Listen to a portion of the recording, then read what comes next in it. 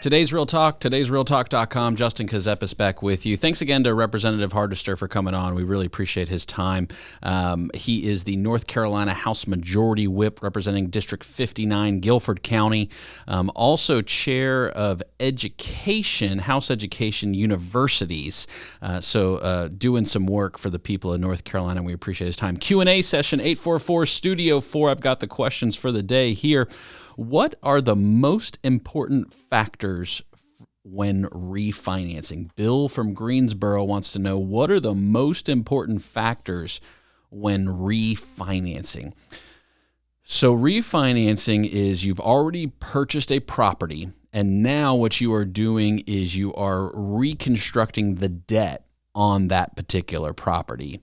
It could be on a group of properties. It could be a singular property. It could be just land or house or condo or any type of real property that you already own, and you are restructuring the debt related with that property. Or you may have no debt and you're just now getting debt on the property and taking some cash. So the number one factor is why. Why are you refinancing a property that you already own? Is it that you want to lower your monthly payment? Is it that you want cash? Or a couple other minor reasons, but I would start with that. And those would be the most two common, right? Like, I want to restructure the payment amount, or I want cash, or a combination, because some people could restructure their payment and get cash out, right? Be either making the same amount or a little bit less and pull cash out, right? A cash out refinance was very common 2020, 2021 when rates were sub 3%.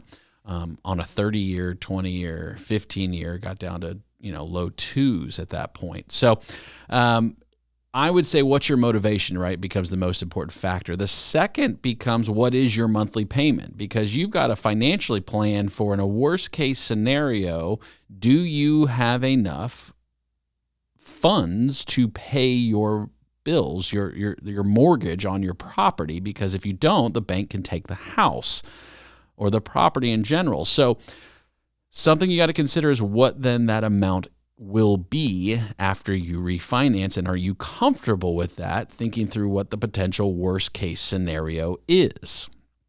Losing a job, something with your health, something with your family, life-changing situation, because then you've got the principal amount of the loan on the property too. And this relates also to the investing conversation we've had a couple of times. Over leveraging a property.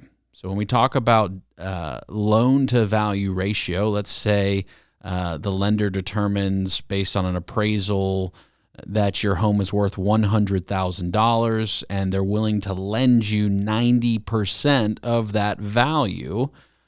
That would be $90,000 debt on a property that, as of today, because appraisals are a snapshot of that exact point in time, $100,000. So the analysis then turns to, okay, how long are you planning on owning this property? Is it your quote-unquote forever home? A forever property that you're going to retire at sometime in the future? Is it an investment property that you're planning to portfolio and leave behind for your estate?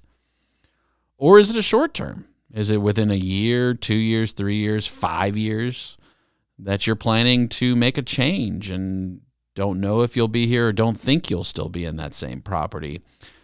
Because the question then becomes, what's the market going to do in the future? Because if values go down, and you've got $90,000 worth of debt on a property that the market says in some time in the future is only worth $75,000, that is the definition of being underwater. And that is what you do not want to be at any point in time. So what's your personal motivation? What then is your monthly payment? And what is your projected time frame of ownership relative to market value? Those would be the main three things. But great question, Bill. A lot of personal decision-making going on in that conversation. So